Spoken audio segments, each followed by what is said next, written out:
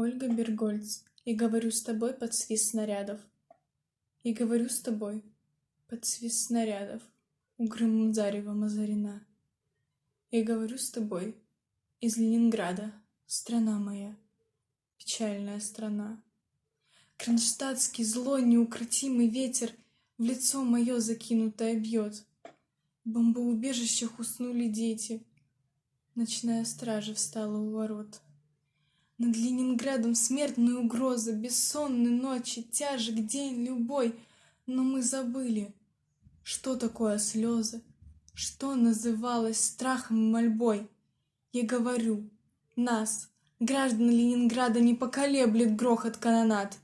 И если завтра будут баррикады, мы не покинем наших баррикад. И женщины с бойцами встанут рядом, и дети нам патроны поднесут. И надо всеми нами зацветут старинные знамена Петрограда.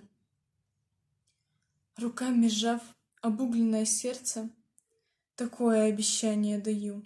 Я, гражданка, мать красноармейца, погибшего подстрельную в бою, мы будем драться с беззаветной силой. Мы одолеем бешеных зверей. Мы победим.